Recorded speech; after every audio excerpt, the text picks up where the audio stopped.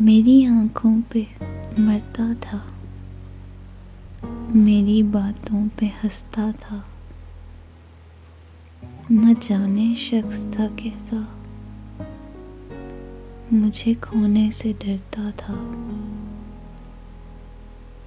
مجھے جب بھی وہ ملتا تھا،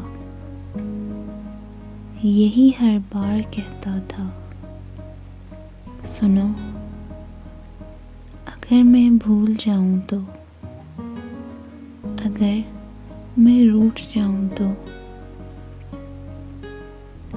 کبھی واپس نہ آؤں تو، یوں ہی ہنستی رہو گی کیا،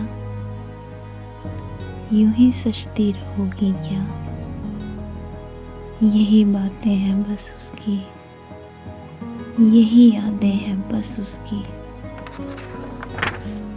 مجھے معلوم ہے لیکن مجھے وہ پیار کرتا تھا، مجھے کھونے سے ڈرتا تھا۔